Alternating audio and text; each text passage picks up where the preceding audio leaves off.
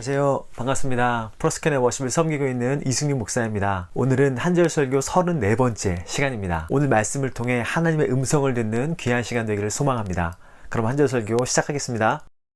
오늘 본문은 창세기 6장 4절 말씀입니다. 제가 읽겠습니다. 당시에 땅에는 네피림이 있었고 그 후에도 하나님의 아들들이 사람의 딸들에게로 들어와 자식을 낳았으니 그들은 용사라 고대의 명성이 있는 사람들이었더라. 오늘 본문에는 네피림이 등장합니다. 네피림, 그들은 누구일까요? 어떤 학자들은 네피림을 타락한 천사들의 후손이라고 생각했습니다. 또 어떤 학자들은 이들을 신동 또는 괴물이라고 생각했습니다. 그러나 보수적이고 정통적인 신학에서는 이들을 거인, 용사라고 해석합니다. 즉 타락한 천사나 인간과 천사 사이에 혼혈적으로 보지 않고 장부나 거인으로 보이는 사람을 네피림이라고 했다는 것이죠. 다시 말해 네피림은 힘이 강한 거인 족속이었다는 것이죠. 또한 네피림을 원어로 보면 네필인데요. 뜻은 습격이나 공격하는 자를 의미합니다. 이들은 힘이 강한 거인 족속인 동시에 폭군들이었고 침략자들이었다는 것을 알 수 있죠.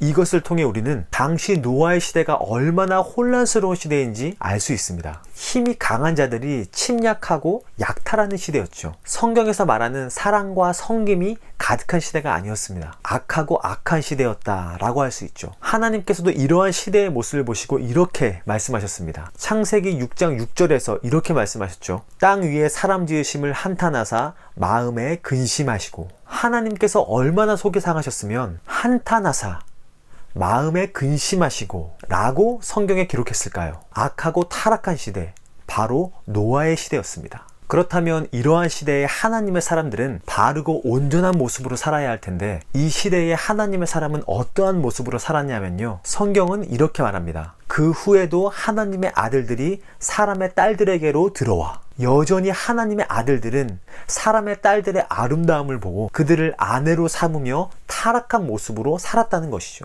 여기서 주목하며 보아야 할 단어는 그 후에도입니다. 무슨 일 이유를 말하는 걸까요? 바로 저번 시간에 보았던 3절의 선포 후에도 여전히 하나님의 아들들은 사람의 딸들을 아내로 삼았다는 것이죠. 3절이 무슨 내용이었죠? 그들의 날은 120년이 되리라.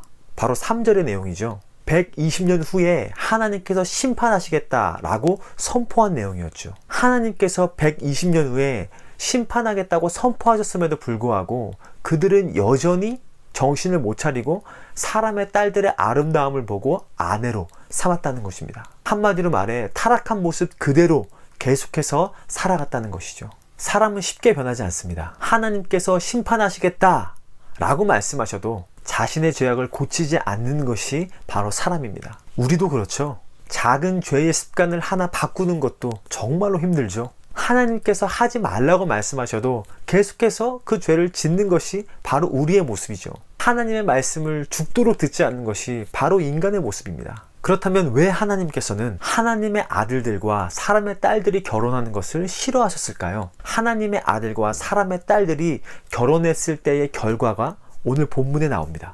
오늘 본문은 이렇게 말하죠. 하나님의 아들들이 사람의 딸들에게로 들어와 자식을 낳았으니 그들은 용사라 고대의 명성이 있는 사람들이었더라. 하나님의 아들들과 사람의 딸들에게서 난 자식을 성경은 용사라고 표현합니다. 또한 명성이 있는 사람들이라고 성경은 말합니다. 용사, 명성이 있는 사람이라고 하면 좋은 사람이라고 생각할 수 있지만 실제로 뜻을 보면 그렇지 않습니다. 여기서 용사의 뜻은 세상을 힘으로 지배하는 강한 용사 또는 하수인을 거느린 압제자라는 뜻이고, 명성은 악을 행함으로 인하여 사람들의 입에 오르내리던 사람을 의미합니다. 즉 악명을 의미하는 것이죠. 다시 말해 이들은 성경에서 말하는 모습과는 정반대의 모습을 살아가고 있는 것입니다. 압제자의 모습으로, 악명이 가득한 모습으로 살아갔던 것이죠. 하나님께서는 이 결과를 아셨던 것입니다. 안 그래도 네피림이 존재하는 악한 시대에 하나님의 자녀들은 빛과 소금의 역할을 감당해야 하는데 오히려 그의 자녀들이 압제자의 모습으로 악명을 떨치며 살아가게 될 것을 알고 계셨기에 하나님의 아들들과 사람의 딸들의 결혼을 싫어하셨던 것입니다. 육체를 따라 살아가는 사람은 육체적인 결과를 낳습니다. 이것은 하나님의 자녀가 살아가야 될 모습이 아닌 것이죠. 현재 시대도 마찬가지입니다. 우리는 하나님의 자녀로, 빛의 자녀로 부르심을 받았습니다. 하지만 많은 사람들이 노아 시대처럼 네피림의 모습을 부러워하며 살아갑니다. 하수인을 거느린 압제자가 되고 싶어하고 세상을 힘으로 지배하는 강한 용사가 되고 싶어합니다. 하지만 이것은 성경에서 말하는 그리스도인의 모습이 아닙니다. 이것은 육체를 따라 살아가는 사람들의 모습인 것이죠. 하나님께서는 우리에게 육체를 추구하는 삶을 기대하지 않으십니다. 더 낮아지고 더 섬기고 더 사랑하는 삶을 원하시죠.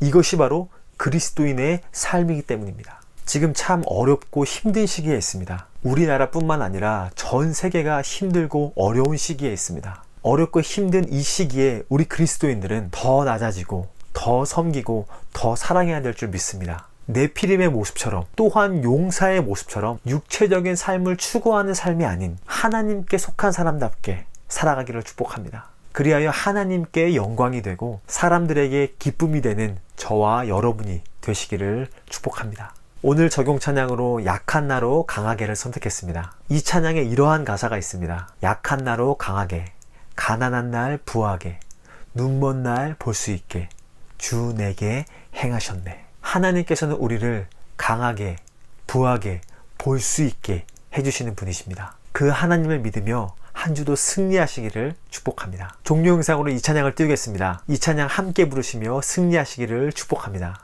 감사합니다.